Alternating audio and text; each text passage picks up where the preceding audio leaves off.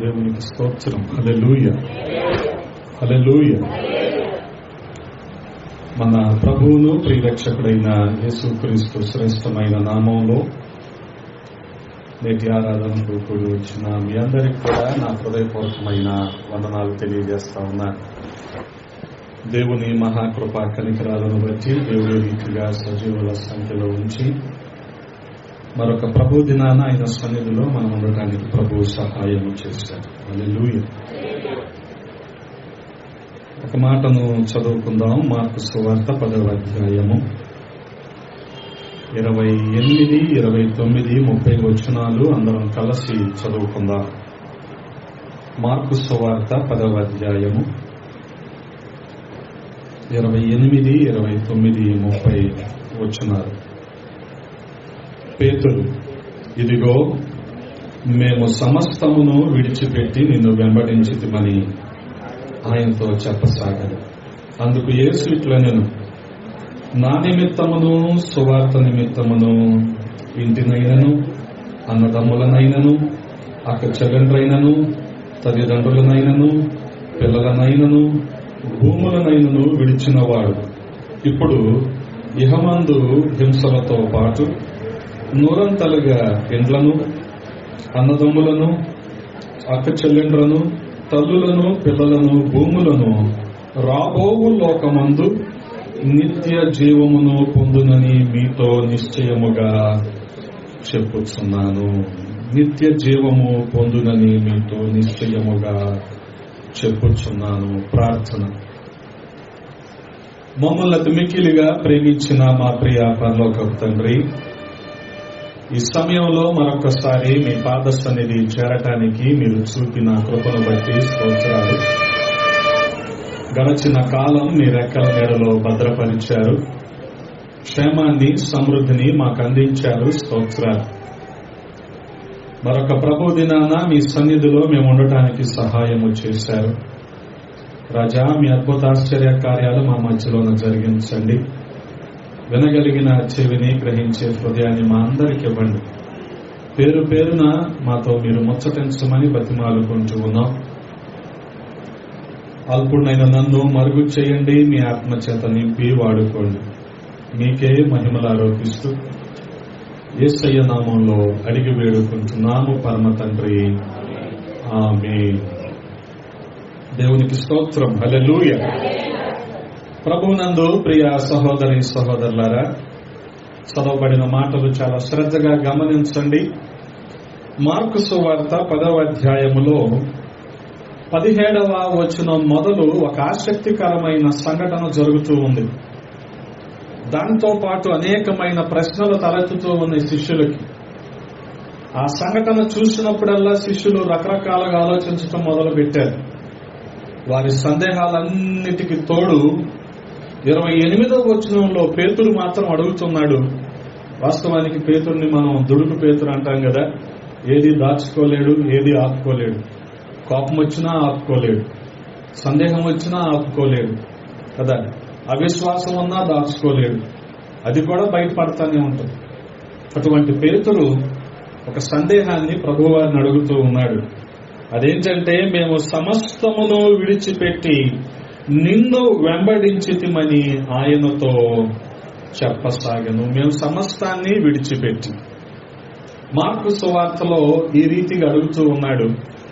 మత్తయి సువార్త 4వ అధ్యాయములోనే యేసుక్రీస్తు ప్రభువారు శిష్యుల్ని తన పరిచర్యకు పిలిచాడు.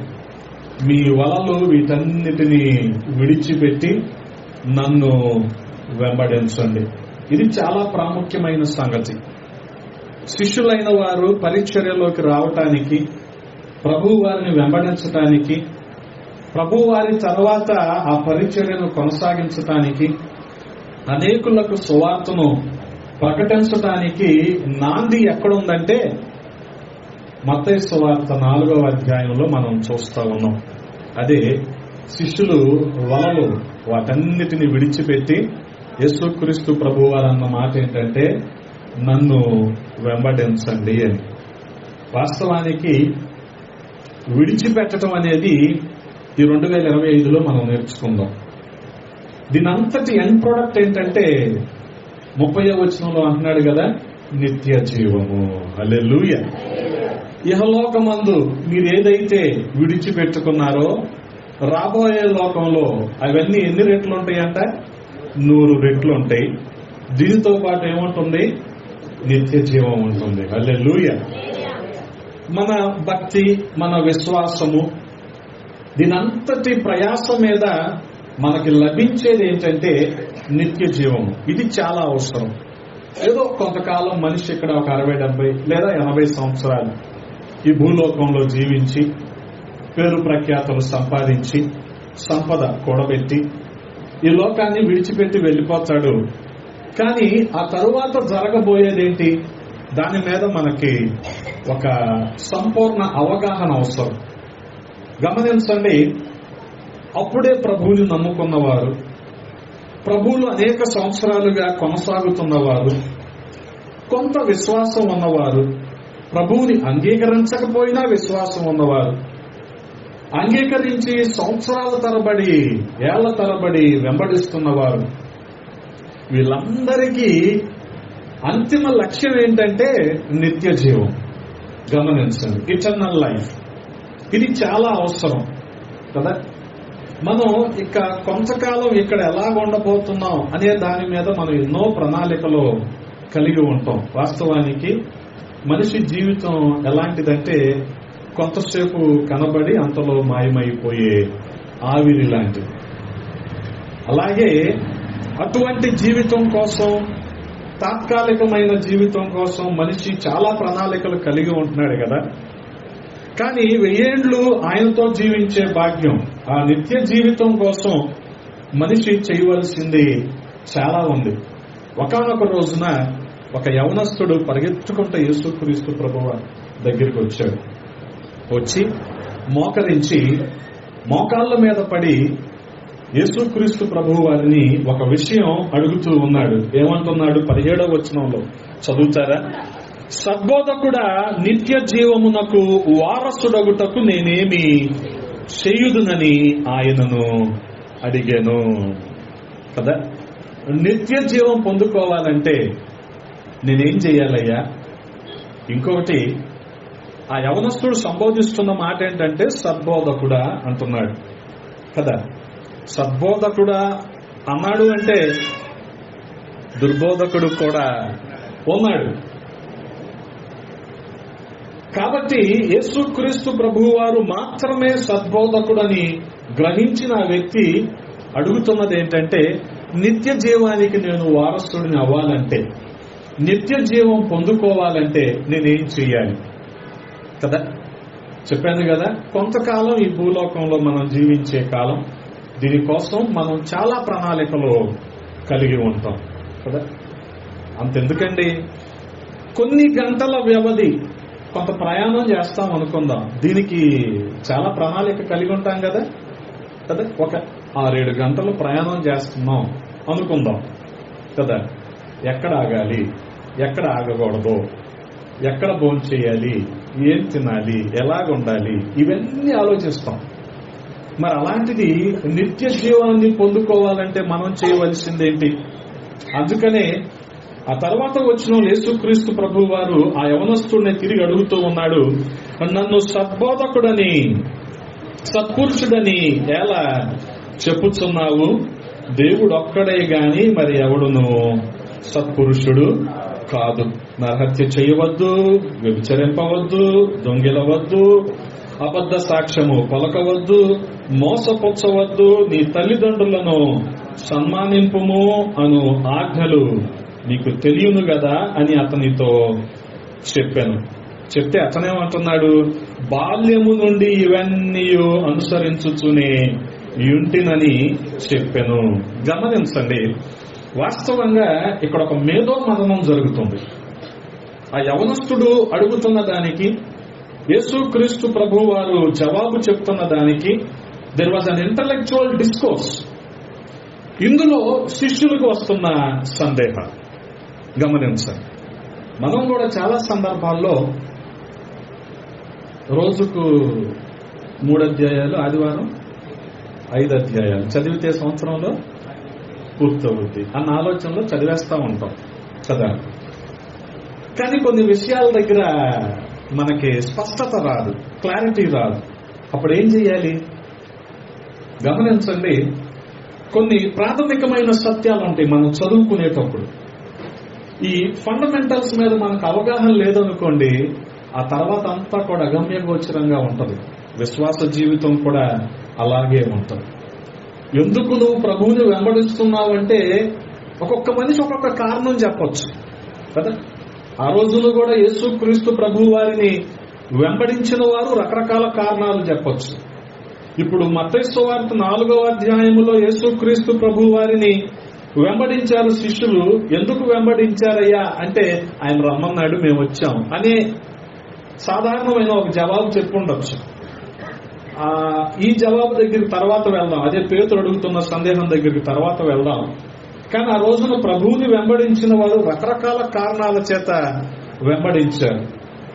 ఆయనని తప్పు పట్టాలి, ఆయనలో లోపాలు ఎత్తి చూపించాలని వెంబడించిన శాస్త్రులు, పరిసయ్యులు, ధర్మశాస్త్రాన్ని ఉపదేశించేవారు చాలా మంది ఉన్నారు. యోధా మత పెద్దలు, నాయకులు కూడా ఉన్నారు.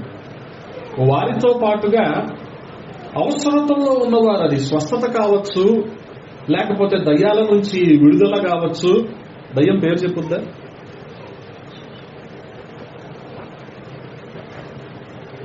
దయ్యం పేరు చెప్పుద్దా?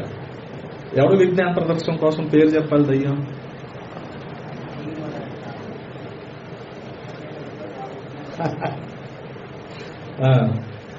వాళ్ళ అవసరతలు ఉంటాయి. ప్రజలు వెంబడించారు కదా యేసుక్రీస్తు ప్రభు వారిని. ఇటువంటి $1 మిలియన్ క్వశ్చన్లు మీ మనసులో పెట్టుకోండి. దీని గురించి పరిశోధన చేయండి, తెలుసుకోండి కదా. అప్పుడు అపవాది మనల్ని మోసం చేయలేదు. ఎక్కడ వదిలిచ్చి అక్కడ రివర్స్ లో నడిపించి బయటికి వెళ్ళిపోయిందా? అది అక్కడే ఉందిరా సాయి. ఇన్ని డ్రామాలు చేయకూడదు కదా, తప్పు. అందుకని వీటి మీద మనకు అవగాహన ఉన్నప్పుడు అపవాది మనల్ని మోసం చేయదు. అందుకని ఇవన్నీ ఏమని చెప్తున్నాను మీకు నేను? ప్రాథమిక సత్యం. ఇవన్నీ ఫండమెంటల్స్ అన్నమాట కదా. ఎందుకు వెంబడిస్తున్నామో తెలియాలి. ఇప్పుడు శిష్యుల్ని అడిగితే చెప్పాను కదా, వాళ్ళేమంటారు? ఆయన రమ్మన్నాడు, మేము వచ్చామనే ఒక సాధారణమైన జవాబు చెప్పచ్చు. అలాగే ప్రజలు ఎందుకు వెంబడిస్తున్నారు? కొంతమంది ఆయనలో లోపాలు ఎత్తి చూపించాలని వెంబడిస్తూ ఉండొచ్చు. కొంతమంది వారి అవసరతలని చెప్పాగా, వారి అనారోగ్యం ఒక అవసరత కదా, వాళ్ళ ఆరోగ్యం మెరుగుపడాలి, లేకపోతే వారికి దురాత్మల నుంచి విడుదల కలగాలి, అలాగే వారి పరిస్థితులు, అలాగే వారి విశ్వాసం బలపడాలంటే వారికి ఒక అద్భుతం జరగాలి. ఇన్ని కారణాల చేత వెంబడించారు. సరే, కానీ గమనించండి, ఇక్కడ ఇతను యేసుక్రీస్తు ప్రభు వారిని వెంబడిస్తున్న మాట, అడుగుతున్న ప్రశ్న చాలా విభిన్నంగా కనబడతా ఉంది. అదేంటంటే, నిత్య జీవానికి నేను వారసుడవటానికి ఏం చెయ్యాలి? యేసుక్రీస్తు ప్రభు వారు అతను మళ్ళీ అడుగుతున్నాడు, ఈ ఆజ్ఞలన్నీ ఉన్నాయి కదా, ఈ ఆజ్ఞలన్నిటిని నువ్వు అనుసరిస్తున్నావు అంటే అతనేమంటున్నాడు? నేను అసలు చిన్నప్పటి నుంచే అనుసరిస్తున్నాను కదా. అంటే ఏమంటున్నాడు అతను? నేను పుట్టు క్రైస్తవుడు అంటున్నాడు. పుట్టు గుడ్డోడు ఉంటాడు కానీ పుట్టు క్రైస్తవుడు ఉండడు ఇచ్చాడు కదా. పుట్టు క్రైస్తవుడు ఉంటాడు, ఉన్నాడు. ఇప్పుడు బయట జరుగుతుంది కదా. మరి అసలు వీళ్ళు ఏం చెప్తారంటే, రేపు పొద్దున్న మేమే వెళ్తాం అన్నట్టు చెప్తారు వీళ్ళు. కానీ క్రైస్తవుడిగా నువ్వు తిరిగి పుట్టాలి, తిరిగి జన్మించాలి. గమనించాలి, తిరిగి జన్మించిన అనుభవం, ఆ నూతనత్వం కదా. ఈ నూతన సంవత్సరంలో ఆ నూతనత్వం మనకి అవసరం. చాలా ఉద్దేశాలతో, చాలా ప్రణాళికలతో 2025ని మనం ప్రారంభించుంటాం. కానీ ఆ నూతనత్వం రావాలి. ఏది? ప్రవర్తనలో నూతనత్వం కదా, విశ్వాసంలో నూతనత్వం. ఎటువంటిది అంటే స్థిరమైన విశ్వాసం రావాలి. రావాలి అంటే ఫండమెంటల్స్ మనకి బాగా తెలియాలి. గమనించండి. అందుకనే ఇతను అన్ని అనుసరిస్తున్నాడు. నేను చిన్నప్పటి నుంచి అన్ని కూడా అనుసరిస్తూనే, బాల్యము నుండి ఇవన్నీ అనుసరించుతూనే ఉంటినని చెప్పాను. యేసు అతన్ని చూచి అతన్ని ప్రేమించి, నీకు ఒకటి కొదువుగానున్నది, నీవు వెళ్ళి నీకు కలిగినవన్నీ అమ్మి బేదలకిమ్ము, పరలోకమందు నీకు ధనము కలుగును, నీవు వచ్చి నన్ను వెంబడించుమని చెప్పాను. వాస్తవానికి ఇతను అడిగింది ఒకటి, కానీ ఇతని ఎక్స్పెక్టేషన్ కి తగ్గట్టుగా లేదు యేసుక్రీస్తు ప్రభు వారి సమాధానం. గమనించండి. వాస్తవానికి మనిషి బలహీనతలుగానే ఉండాలి, కానీ దేవుడి నుంచి మాత్రం బలమైన కార్యాలు కోరుకుంటాడు. అలాగే ఇతను అన్ని అనుసరిస్తున్నాను అనే చెప్తున్నాడు, కానీ అతన్ని ప్రేమించి అంట. గమనించండి, యేసుక్రీస్తు ప్రభు వారు ఏం చేశారు? అతన్ని ప్రేమించి ఆ ప్రేమను అందరికీ పంచయ్యా, నీ ఆస్తి ఎవరికి ఇమ్మంటున్నాడు? ఇదే కదా ఈ వ్యక్తికిను జక్కయ్యకి ఉన్న తేడా అదే. ఈ వ్యక్తి ఏం చేశాడు? బేదలకు ఇమ్మంటే అతడు మిగుల ఆస్తి గలవాడు గనక ఆ మాటకు ముఖము చిన్నబుచ్చుకొని దొక్కపడుచు వెళ్ళిపోయాడు. నచ్చలేదు, తనకు తగ్గట్టుగా లేదు యేసయ్య బోధ. ఒక మాటలో చెప్పాలి కదా, మనం కూడా డాక్టర్ దగ్గరికి వెళ్ళినప్పుడు ఏం కోరుకుంటాం, ఏం ఆశిస్తాం? ఇన్స్టెంట్ గా కదా, అకస్మాత్తుగా అలాగా తగ్గిపోవాలి ఏదైనా సరే అనుకుంటాం. మీరందరూ సిటీలో ఉండేవాళ్ళు కదా, మీరు ఎక్కడ హాస్పిటల్కి వెళ్తే సాధారణంగా ఏం చేస్తారు? వారం రోజులో 10 రోజుల్లో కోర్స్ అంటారు కదా, 3 పూట్ల అది వాడండి ఇవి వాడండి అని టాబ్లెట్లు ఇస్తారు. ఇంజెక్షన్ చేస్తారా? మేము పల్లెటూరు వాళ్ళం కదా, మాకు ఇంజెక్షన్ చేయాలి. చెయ్యకపోతే ఆ డాక్టర్ కాదు, వాడు ఎంబీబీఎస్ కాదు. ఇంజెక్షన్ చెయ్యాలి, వెళ్ళంగానే ఇంజెక్షన్ చెయ్యాలి. తగ్గిపోతలే వారం రోజులు వాడంటే కాదు, 1-2 రోజుల్లో తగ్గిపోవాలి. తగ్గకపోతే అతను డాక్టర్ కాదు. గమనించండి. అంటే అటువంటి ఆకస్మికంగా మనకి అప్రయత్నంగా ఎలాగైతే బాగుపడిపోవాలనుకుంటున్నామో, ఆరోగ్యం మెరుగుపడాలనుకుంటున్నామో, దేవుని దగ్గరికి వచ్చినప్పుడు కూడా మనం ఒక దృష్టితో వస్తాం. ఇతను కూడా అదే దృష్టితో వచ్చాడు ఇంచుమించు. ఇతను ఏదో కోరుకుంటున్నాడు, తన అంచనాకు తగినట్టు సమాధానం రాలా, జవాబు లేదు. కానీ యేసుక్రీస్తు ప్రభు వారు చాలా ఖచ్చితంగా స్పష్టంగా ఆ యవనస్తుడితో చెప్పిన మాట ఏంటంటే, నీకు కలిగినదంతా పేదలకి ఇచ్చేసి నువ్వేం చేయాలి? నన్ను వెంబడించాలి కదా. శిష్యులతో చెప్పినప్పుడు ఏం చెప్పాడు యేసుక్రీస్తు ప్రభు వారు? మీ వలలు విడిచిపెట్టేయండి, నన్ను వెంబడించండి. ఇది చాలా ప్రాముఖ్యమైనది. ఈ యవనస్తుడితో కూడా ఏం చెప్తున్నాడు? నీ ఆస్తి విడిచిపెట్టేయి, నన్ను వెంబడించు కదా. మనిషి సాధారణంగా ఏది వదిలిపెట్టుకోవడానికి ఇష్టపడడు కదా. మనది కానిది కూడా మనకే కావాలి, ఏది వదిలిపెట్టకూడదు. మరి అలాగా ఇక్కడ యేసుక్రీస్తు ప్రభు వారు ఏమంటున్నారు?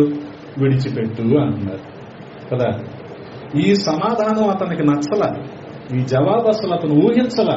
దాంతో అతనికి ఎలాగైపోయిందంటే మొహం చిన్నబుచ్చుకున్నాడు, దొక్కపడుతూ వెళ్ళిపోయాడు. అతను ఏదో ఎక్స్పెక్ట్ చేశాడు, తన ఎక్స్పెక్టేషన్ తగ్గట్టు ఇక్కడ రియాలిటీ లేదు, ఇంక వెనక్కి తిరిగి వెళ్ళిపోయాడు.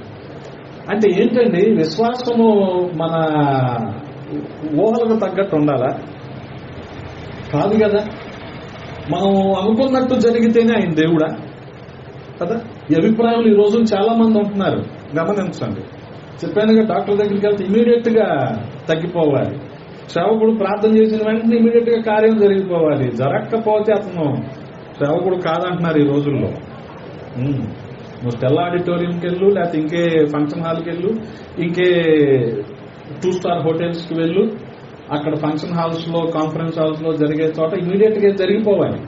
జరగకపోతే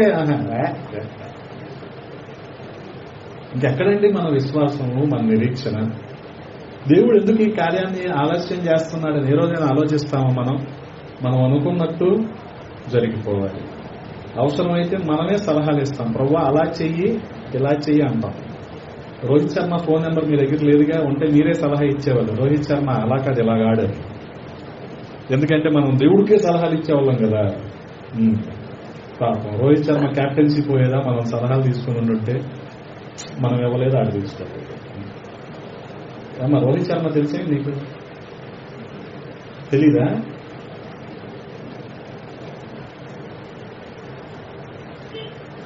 పోనీ నితీష్ రెడ్డి కొత్తగా వచ్చాడు కదా, అతను తెలుసా?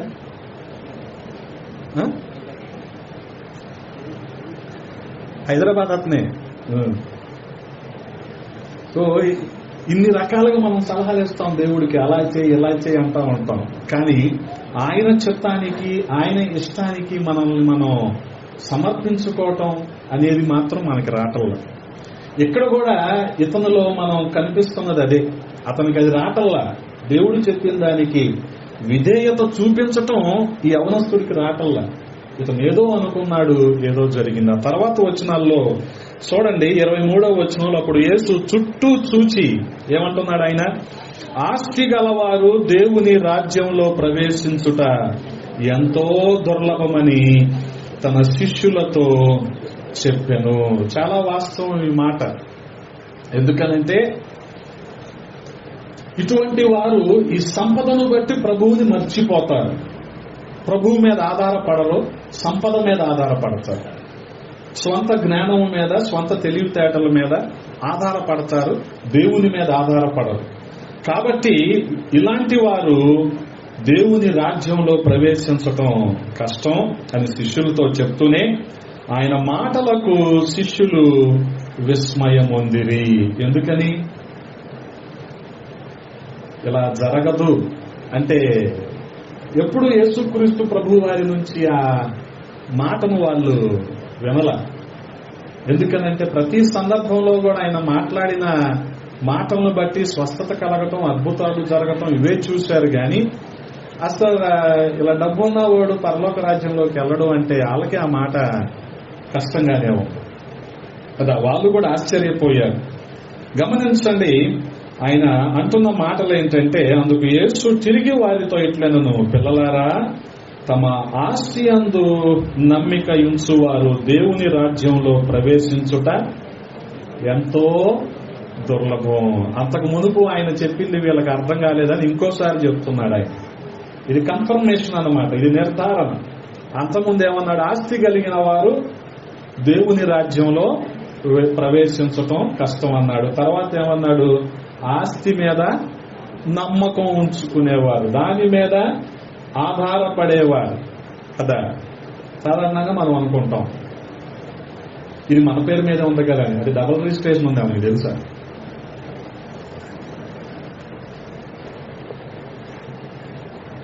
అయితే ఏం చేస్తావు? నువ్వు ఎంతసేపు ఎగిరింది దేని గురించి? అసలు ఆ స్థలం గురించి ఎగిరావు నువ్వు. అది డబుల్ రిజిస్ట్రేషన్ అయితే నువ్వు మాత్రం ఏం చేయగలవు? నువ్వు ఎంతసేపు దేని మీద నమ్మకం ఉంచావు? ఆ స్థలం మీద, ఆ ఇంటి మీద నమ్మకం ఉంచావు కదా. కానీ గమనించండి, అది ఉన్నా దేవుడు నిన్ను పోషిస్తాడు, అది లేకపోయినా దేవుడు నిన్ను పోషిస్తాడు. ఆ విశ్వాసంలో మనం ఉండాలి. హల్లెలూయా కదా. అది ఉంటేనే కాదు, మనం ఏమనుకుంటాం అది ఉంటేనే భవిష్యత్ తరాలకి ఉపయోగపడుద్ది అనుకుని మన ఆలోచన ధోరణి ఎలాగుంటదంటే పోగేసుకోవటం మీదే మనసు ఉంటుంది, కానీ పోగొట్టుకోవటం మీద మనసు ఉంటుంది. కానీ మనం ఇక్కడ గ్రహించాల్సింది ఏంటో తెలుసా? ఈ రోజున మనం బలలో పాల్గొంటామేమో కదా, పాల్గొనేటప్పుడు దేని గురించి జ్ఞాపకం చేసుకుంటాము? ఆయన మరణాన్ని జ్ఞాపకం చేసుకుంటాం. ఆయన మరణంలో మనకు అర్థమయ్యేదేంటి? ఆయన పోగొట్టుకున్నాడు, పోగేసుకోవాలి. తన ప్రాణాన్ని పోగొట్టుకున్నాడు. ఆఖరికి ఒక బొట్టు రక్తం కూడా తన కోసం ఆయన మిగుల్చుకోలేదు. మరి ఆ విషయాన్ని మనం పరిగణలోనికి తీసుకోకుండా మనం బలలో పాల్గొన్నాం అనుకోండి, ఇంకా మన విశ్వాసం సంగతి ఏంటి కదా. ఇదేదో ఆశీర్వాదం బ్రెడ్ లాగా ఉంటుంది తప్ప అది బలలాగా ఉండదు. తీసుకుంటే ఆశీర్వాదం, తీసుకుంటే ఆశీర్వాదం, మారితే ఆశీర్వాదం. సార్ నువ్వు మారాలి కదా, నువ్వు మార్పు చెందితే కదా, అంతమించి ఏముండదు. అందుకనే గమనించండి, వాస్తవానికి వీళ్ళందరి లక్ష్యం ఏంటి? శిష్యుల్ని కావచ్చు, అడిగిన వ్యక్తిది కావచ్చు. అందుకనే ఆస్తి యందు నమ్మిక ఉంచువారు దేవుని రాజ్యంలో ప్రవేశించుట ఎంతో దుర్లభం. ధనవంతుడు దేవుని రాజ్యంలో ప్రవేశించుట కంటే ఒంటె సూది బెజ్జంలో దూరుట సులభం. వాస్తవానికి జరుగుద్దా? అదైనా జరుగుద్దంట. కానీ డబ్బుని బట్టి అతిశయించి ఆస్తిని కూడబెట్టుకొని ప్రభువుని మర్చిపోయేవారు పరలోక రాజ్యంలోకి వెళ్ళటం మాత్రం జరగదు కదా. గమనించండి, ఈ లోకంలో మనం ఎంతకాలం ఉన్నప్పటికీ దేవుడు ఏది మన కోసం ఏర్పాటు చేసి ఉంచుతాడో అదే మనకి ఉంటుంది. మనం అనుకోవచ్చు ఈ 2025వ సంవత్సరంలో 2 వీలర్ కాస్త 4 వీలర్ అవ్వాలని, 2 BHK కాస్త 3 BHK అవ్వాలని, ఇన్ని రకాలుగా మనం అనుకోవచ్చు. తప్పులేదు, ఆయన ఇస్తే తీసుకో, తప్పులేదు. ఇచ్చాక ఆయన మర్చిపోతే చాలా ప్రమాదకరం. ఇది చాలా ప్రమాదకరం. ఇచ్చాక ఆయన మర్చిపోవడం అంటే కదా, అన్ని కలిగాక ఆయన్ని మర్చిపోయి అసలు మందిరానికి రాని వాళ్ళు ఉంటారా? ఉన్నారు. ఏది అన్ని కలిగాక ఏంటండి ఇదంతా మా రెక్కల కష్టం అని చెప్తూ దేవుణ్ణి మర్చిపోయేవాళ్ళు చాలా మంది ఉన్నారు ఈ రోజుల్లో. అందుకనే గమనించండి, ఇవన్నీ కలిగి ఉండి ఆయన్ని విడిచిపెట్టుకోవటం కంటే ఇవన్నీ విడిచిపెట్టుకుని ఆయన్ని కలిగి ఉండటం అనేది చాలా అవసరం. గమనించండి, ఆ తర్వాత వచనాల్లో రాయబడి ఉంది కదా, అందుకు వారు అత్యధికముగా ఆశ్చర్యపడ్డారు. అంతకు ముందేమో ఆయన మాటలకు విస్మయం పొందారు, ఇప్పుడేమో అత్యధికంగా ఆశ్చర్యపడి, అట్లయితే ఎవడు రక్షణ పొందగలడని ఆయన అడిగిరి.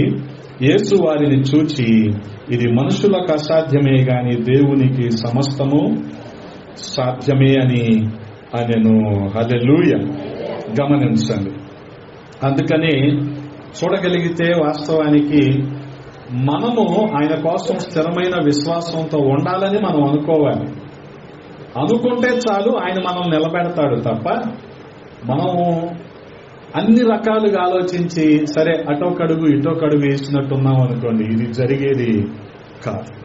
అందుకనే చాలా ప్రాముఖ్యమైన సంగతి, అతను సందేహం తీరిందా? సందేహం తీరటం కాదు, చెప్పు దెబ్బ తగిలింది.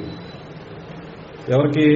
యవనస్తుడికి. కాబట్టే వ్యసన పడుతూ దుఃఖపడుతూ వెళ్ళిపోయాడు. ఇంక అతను మళ్ళీ రాడు బహుశా. ఎందుకని? కష్టంగా ఉంది, జీర్ణించుకోలేడు ఇప్పుడు ఆ సత్యాన్ని కదా. వాస్తవానికి జక్కయ్య అబ్రహాము కుమారుడు అనిపించబడటానికి కలిగిన కారణం ఏంటంటే, నా ఆస్తిలో సగం పేదలకు ఇచ్చేస్తున్నాను, నేను ఎవరి దగ్గర అన్యాయంగా తీసుకున్నాను అందులో రూపాయికి 4 రూపాయలు మళ్ళీ వెనక్కి ఇచ్చేస్తున్నాను అన్నాడు. అది కదా మారు మనస్సు. ఇక్కడ ఇతనికి మారు మనస్సు లేదు. కానీ ఏమంటున్నాడు? నేను ఆజ్ఞలన్నీ కూడా చిన్నప్పటి నుంచి పాటిస్తూనే ఉన్నాను అంటున్నాడు. గాని అసలు లేదు అతనిలో.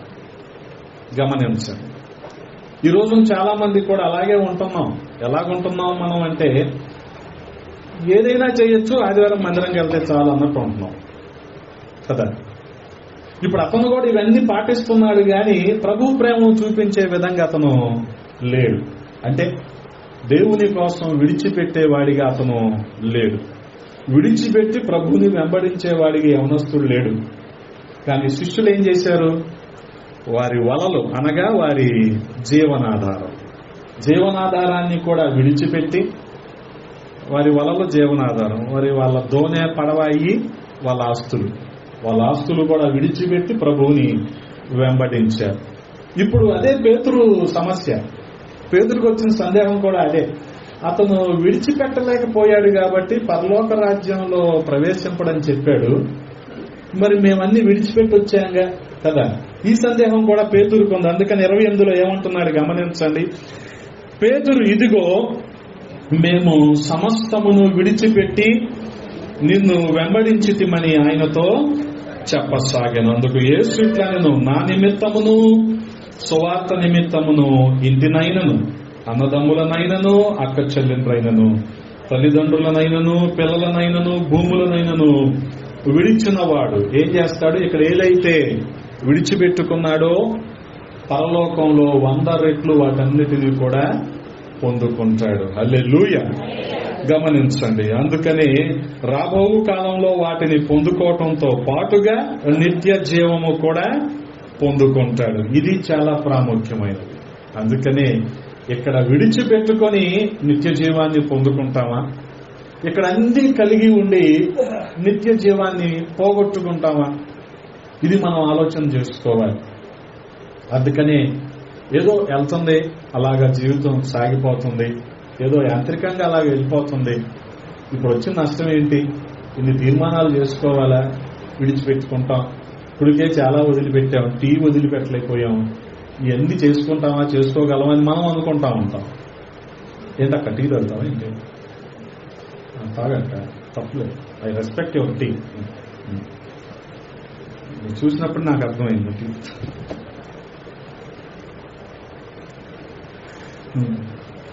చాలా విడిచిపెట్టేసాం, ఇప్పుడు ఇంకేం వదిలిపెడతామని మనం అనుకుంటాం. గమనించండి. కానీ ఇక్కడ ప్రభు వారు చెప్తున్న మాట ఏంటంటే, వీటిని బట్టి అతిశయించి ఎక్కడ ప్రభువుకు దూరం అయిపోతామో ఇది ఎప్పటికప్పుడు మనల్ని మనం పరిశీలన చేసుకుంటా ఉండాలి. ఈ లోకంలో కలిగింది ఏదైనా సరే వాటిని ఆధారంగా చేసుకుని దేవుణ్ణి విడిచిపెట్టేస్తామేమో అన్నది మనం చాలా జాగ్రత్తగా పరిశీలన చేసుకోవాలి. అందుకనే గమనించండి, మనుషుల్ని సంతోషపెట్టే విధానంలో ఉండిపోయి ప్రభువుని వదిలిపెట్టేసుకుంటామేమో కదా. అందుకనే చాలా సందర్భాల్లో మనుషుల మెప్పు కోసం ప్రయత్నించటం వేరు, దేవుని మెప్పు కోసం ప్రయత్నించటం వేరు. వాస్తవానికి చూడగలిగితే యోహాను సువార్త 12వ అధ్యాయంలో కూడా అక్కడ ఒక అద్భుతమైన మాటను మనం చూస్తూ ఉంటాం. యోహాను సువార్త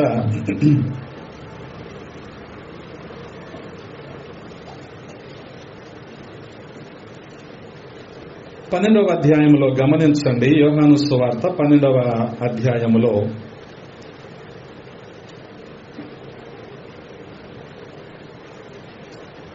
42వ వచనాన్ని ఒకసారి చదువుతారా?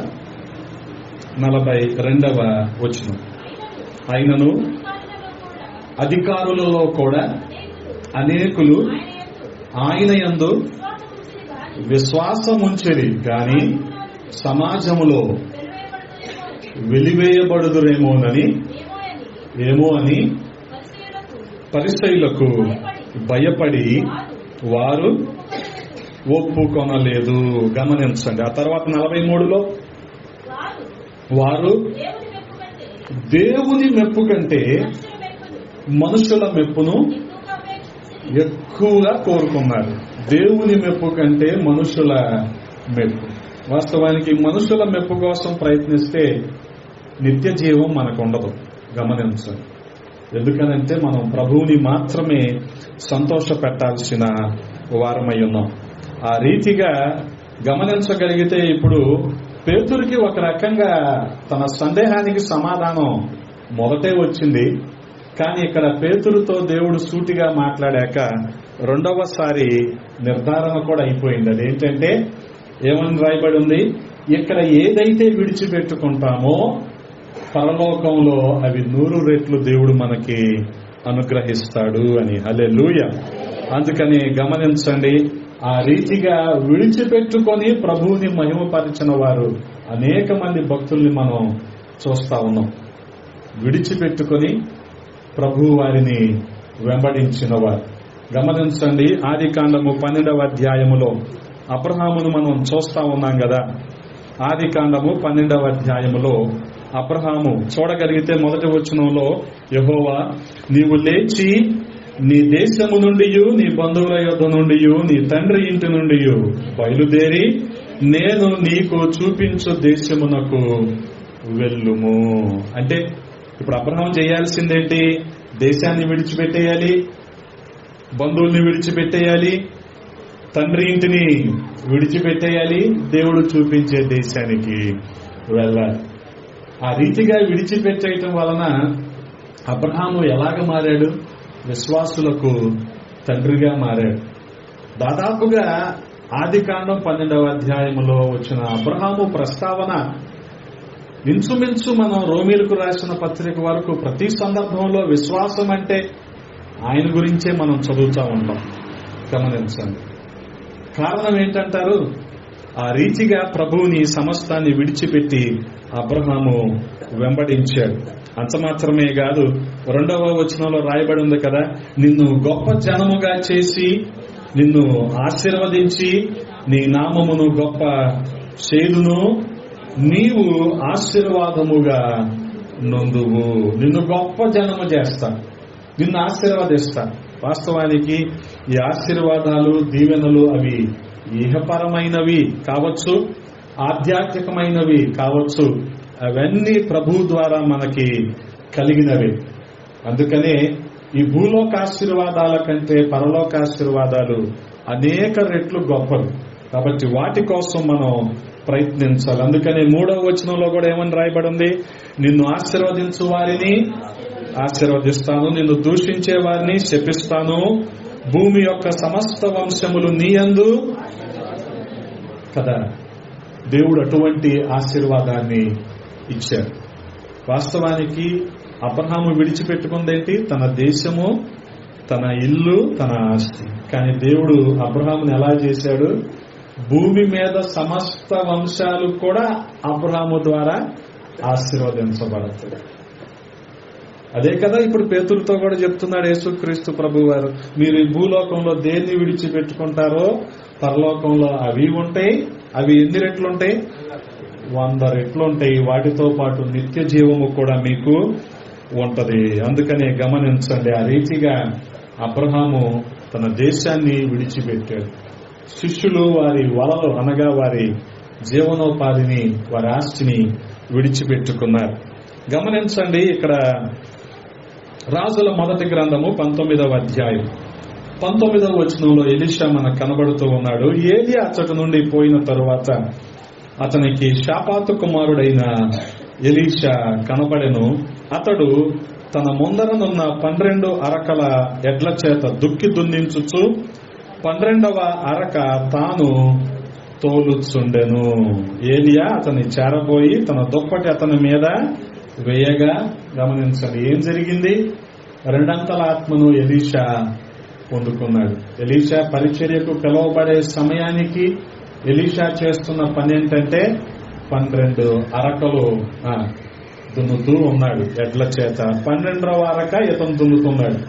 అంటే ఎంత పనోడో మీరు అర్థం చేసుకోవాలి కదా. అందుకనే దేవుడు ఎప్పుడైనా పరిచర్యకు పనోడిని పిలుస్తాడు, పనికిమాలినోడిని పిలవడు. కానీ వాళ్ళేమనుకుంటారంటే మమ్మల్ని పిలిచాడు అనుకుంటారు. అదే వచ్చింది మనకి ఇప్పుడు సమస్య. కానీ దేవుడు ఎవరిని పిలుస్తాడు? పనోడిని పిలుస్తాడు కదా. ఇక్కడ శిష్యుల్ని పిలిచే సమయానికి వాళ్ళు కూడా మంచి చేపల్ని వేటాడేవాళ్ళు, చేపలు పట్టుకునేవాళ్ళు. వాళ్ళకి చేతి నిండా పని ఉంది కదా. ఇక్కడ ఎలీషాను పిలిచే సమయానికి ఇతనికి కూడా చేతి నిండా పని ఉంది. హోషియాని పిలుచుకునే సమయానికి కూడా హోషియా గొర్రెల కాపరిగా ఉన్నాడు. గమనించండి, దేవుడు ఆ రీతిగా పిలిస్తే ఎలీషా చేసిన పని ఏంటంటే వీటన్నిటిని విడిచిపెట్టుకుని ఏలియాను వెంబడించాడు. ఆ తర్వాత అలాగా విడిచిపెట్టుకుని వెంబడించడం వల్ల ఎలీషా పొందుకున్న ఆశీర్వాదం ఏంటంటే ఏలియా 7 అద్భుతాలు చేస్తే ఎలీషా 14 అద్భుతాలు చేశాడు. గమనించండి, విడిచిపెట్టుకోవడం వల్ల మనం పోగొట్టుకునేది ఏదీ లేదు. మనం పొందుకుంటామే తప్ప పోగొట్టుకునేది ఏదీ లేదు. అబ్రహాము కుటుంబాన్ని, దేశాన్ని విడిచిపెట్టడం వల్ల పోగొట్టుకున్నది ఏదీ లేదు కదా. వాస్తవానికి అబ్రహాముని దేవుడు అటువంటి ఆశీర్వాదకరంగా మార్చాడు. అంత మాత్రమే కాదు, చూడగలిగితే ఆదికాండం 39వ అధ్యాయము 13వ వచనంలో ఈ రీతిగా రాయబడి ఉంది. అతడు తన వస్త్రమును ఆమె చేతిలో విడిచి కదా. వదిలిపెట్టుకోవటం అంటే ఆస్తులు, వదిలిపెట్టుకోవటం అంటే ఉద్యోగాలు, పని, బ్రతుకు తెరువు కాదు. వదిలిపెట్టుకోవటం అంటే ఈ కూడా వదిలిపెట్టుకోవాలి కదా. తిమోతికి రాసిన 2వ పత్రిక 2వ అధ్యాయము 22వ వచనంలో ఏమంటాడు తిమోతి, యవనేచ్ఛల్ని విడిచిపెట్టి పారిపోయా నువ్వు కదా. యవనస్తులకి ఏముంటాయి? యవనేచ్ఛలు ఉంటాయి. యవనస్తులకైనా వయసు పైబడిన వారికి కూడా కొన్ని ఆలోచనలు ఉంటాయి. ఇవి విడిచిపెట్టాలిగా ముందు మనం కదా.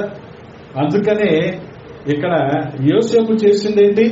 వస్త్రాన్ని విడిచిపెట్టేశాడు కదా. ఎవరు చూడటం లేదు కదా అంటది ఆమె. కానీ యోసేపు ఏమనుకుంటున్నాడు? ఎవరో చూడకపోవటం కాదు, నా దేవుడు చూస్తున్నాడు. అందుకనే గమనించండి, వీటిని విడిచిపెట్టామా మనం కదా. లోకంలో ఉన్నదంతా కావాలనుకుంటాం. ఎంతకు లోకంలో ఉన్నదేంటి? శరీరాశ, నేత్రాశ, జీవోపదంగా. చూసిన ప్రతి చోటకి వెళ్ళాలి, చూసిన ప్రతిదీ అనుభవించాలి. ఇదే కదా మనిషికి అనిపించేది. వీటిని వదిలిపెట్టుకోలేకపోతే ఇక నిత్య జీవంలో మనకి పాలెక్కడది? గమనించండి. అందుకని యోసేపు ఏం వదిలిపెట్టుకున్నాడు? తన వస్త్రాన్ని విడిచిపెట్టేశాడు. తిమోతి యవనేచ్ఛలను విడిచిపెట్టేశాడు. అలాగే గమనించగలిగితే తిమోతికి రాసిన 2వ పత్రికలోనే 4వ అధ్యాయం 10వ వచనంలో రాయబడిన మాట గమనించండి. దేమ ఇహలోకమును స్నేహించి నన్ను విడిచి తెస్సలోనికకు వెళ్ళెను. దేమా చేసిన పొరపాటు ఏంటంటే గురువు గారిని విడిచిపెట్టేశాడు కదా. వాస్తవానికి పౌలపోస్తలుడు ఎంత త్యాగశీలి అంటే మునుపు జీవితం ఏది కూడా అతను గొప్పగా భావించట్లా. అసలు దాన్ని అసలు పట్టించుకోవట్లా. గమనించండి, దాన్ని అసలు పట్టించుకోవట్లా. అందుకనే పౌలపోస్తలుడు ఏమంటాడు? ఫిలిప్పీలకు రాసిన పత్రిక 3వ అధ్యాయం 7-8 వచనాల్లో చూడగలిగితే, ఏవేవి లాభకరములై ఉండెనో వాటిని ఏం చేశాడు పౌలపోస్తలుడు? క్రీస్తు కోసం నష్టముగా ఎంచుకున్నాడు. ఏవేవి లాభకరమో, ఏవేవి లాభకరమో కదా. వచ్చే ఆదివారం 12వ తారీఖు హైదరాబాద్ వెళ్ళాలి. 600 రూపాయల టికెట్ ఎంత అవుద్ది? బస్ టికెట్ 600 రూపాయలు టికెట్ అసలు అయితే. 12వ తారీఖు ఎంత అవుద్ది? 1000 రూపాయలు అయిపోద్ది. 13వ తారీఖు ఎంత అవుద్ది? 1200 అయిపోద్ది. 600 టికెట్. ఏంటిదంతా లాభం. దాన్ని వదిలిపెట్టుకున్నావా కదా. దేవుడు నువ్వు బతకలేకపోతున్నావని నీకు ఒక కిరాణా కొట్టి ఇచ్చాడు అనుకో, ఆదివారం ఎక్కువ అమ్మాలి, మందిరాన్ని మర్చిపోవాలి. ఏంటిది? లాభం కదా. సరిపోవట్లేదు జీతం అని నీకు స్పెషల్ క్లాస్ ఇచ్చారనుకో ఆదివారం, దానికి వెళ్ళిపోవాలి. లాభం. ఏదేది లాభకరమో పౌలు వదిలిపెట్టుకున్నాడండి. అసలు గతాన్ని ఏమీ గుర్తు చేసుకోవడానికి ఇష్టపడలేదు. అందుకనే వాటన్నిటిని కూడా వదులుకున్నాడు. కానీ పౌలు అడుగుజాడల్లో ఉండాల్సిన దేమా చేసిందేంటి? ఇహలోకాన్ని స్నేహించి పౌలును విడిచిపెట్టేశాడు. ఇతను ఉంటే అలాగే ఉంటాడు, గడ్డి వాముల దగ్గర కుక్కలాగా. తినడు. కుక్క తింటదా గడ్డి? తినేవాడు. పౌలు ఉన్నాడంటే ఇలాగే మాట్లాడతాడు. పౌలుతో మనం ఉంటే మనకేమీ ఉండదు. కాబట్టి మనం తెస్సలోనికకు వెళ్ళిపోదామని వెళ్ళిపోయాడు. గమనించండి, రోజున మనం ఏం విడిచిపెడుతున్నాం? మనకేది లాభకరమో వాటిని విడిచిపెట్టడానికి చూస్తున్నామా? లేదే కదా. KG cake 240. 31వ తారీఖు 300 లాభం. స్టార్ ఒక రేటు, కానీ డిసెంబర్ 20 నుంచి లాభం, అంతా లాభం కదా. వార్షిక సభలు జరుగుతున్నాయి అనుకోండి, బైబిల్ లాభం కదా. ఎందుకు సార్ ఇవన్నీ వదిలిపెట్టుకోలేమా? విడిచిపెట్టాలండి. విడిచిపెట్టకపోతే మాకు అది ఒక్కటే వచ్చు అలాగా బతికేది అంటే ఆ ఒక్కదాంతోనే దేవుడు బతికించడం. జనాలు అదే అనుకుంటారు కదా. ఈ మధ్య జనాలకు ఏం కావాలి? అద్భుత సాక్ష్యాలు కావాలి. అంటే జయసుధ రావాలి, మీకు ఇక్కడ సాక్ష్యం చెప్పాలి, నైట్ షూటింగ్ వెళ్ళిపోవాలి. మళ్ళీ వదిలిపెట్టిందా షూటింగ్? మరి నువ్వేం పొందుకున్నావు ఆమె వచ్చి సాక్ష్యం చెప్పడం వల్ల? అంటే నీకేదో చెవులకు తుప్పోదలాగా ఉపయోగించుకున్నావు తప్ప ఆమె మారింది లేదు, నువ్వు మారింది లేదు. ఇప్పుడు ఆమెను అడిగామనుకో, ఎందుకమ్మా ఇవన్నీ వదిలిపెట్టాలి కదమ్మా, అది మాదిరి కాదు అంటే, మాకు ఇది ఒకటే వచ్చండి, మేము ఎలా బతకాలి అంటదా. మాకు ఇది ఒక్కటే వచ్చు కదా. మొన్న విపరీతంగా జనాలు గోను సంచుల్లో డబ్బులు తీసుకెళ్లి లాటరీ తీసి వైన్ షాపులు పెట్టుకున్నారు కదా. అది వైన్ ఒక్కటే వచ్చు అనుకో, అదే చేస్తాడేంటి, జనాలు ఆరోగ్యం పాడు చేస్తాడా? దానికేమో మన వాళ్ళు వెళ్ళి నీకు వ్యాపారం బాగా జరుగుతుందని చెప్తారా?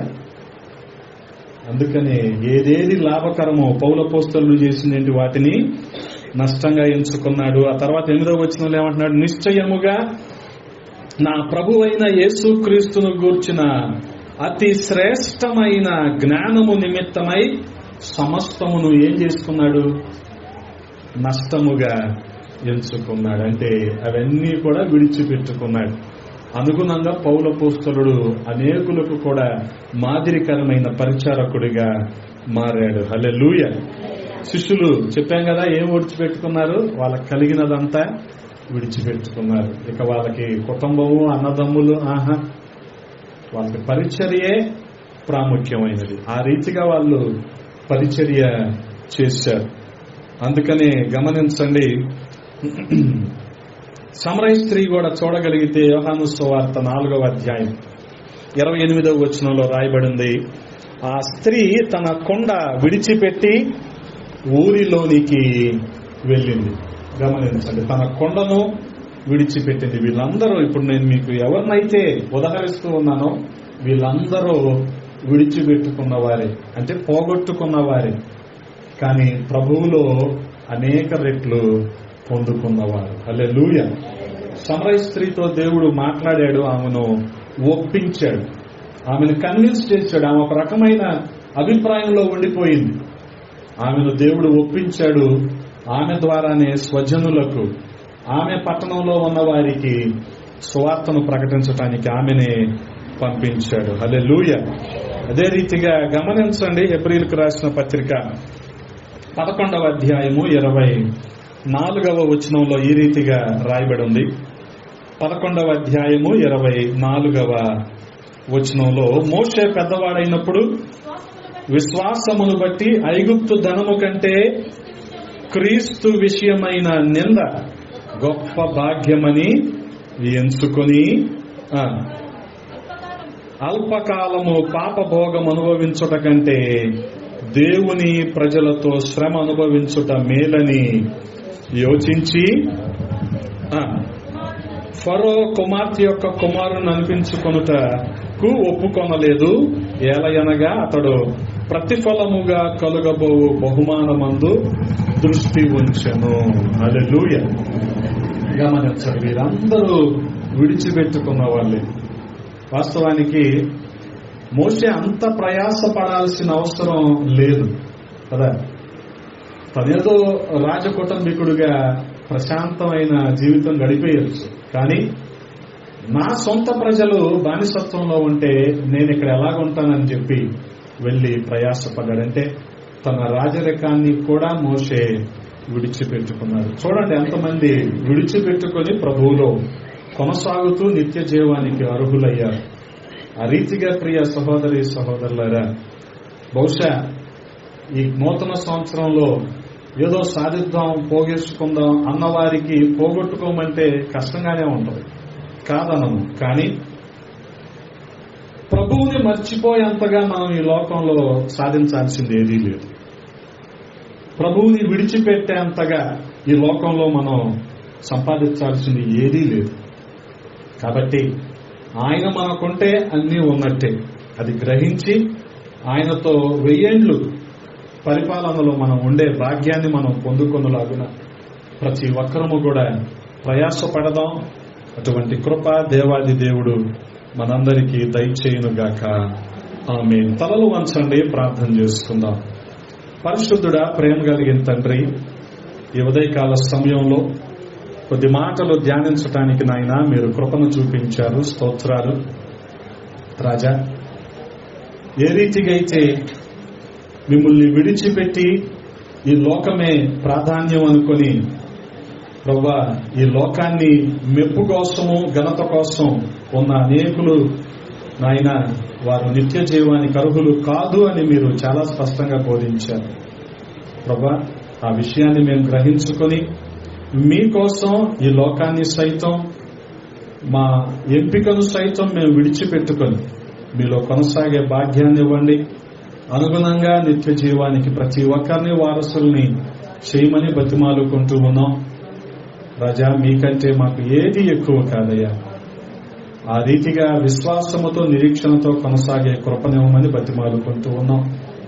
విన్న ఈ మాటలు మా హృదయంలో భద్రపరచండి, నీరు కట్టి ఫలింప చేయండి, దుష్టుడు ఎత్తుకుపోకుండా సహాయము చేయండి రాజా. దైవజనులు బిషప్ రబ్బూని గారు చేస్తున్న పరిచర్యను మీరు దీవించి ఆశీర్వదించండి. నూతన ప్రాంతాల్లో విస్తరించబడటానికి సహాయము చేయండి. పరిచర్య అవసరతలన్నిటినీ తీర్చమని బతిమాలుకుంటూ ఉన్నాం. కూడిన ప్రతి ఒక్కరిని మీరు దీవించి ఆశీర్వదించమని మీకే మహిమలు ఆరోపిస్తూ యేసయ్య పరిశుద్ధ నామంలో అడిగి వేడుకుంటున్నాము పరమ తండ్రి, ఆమేన్. మీ అందరికీ వందనాలు. దేవుడు మిమ్మల్ని దీవించునుగాక. ఆమేన్.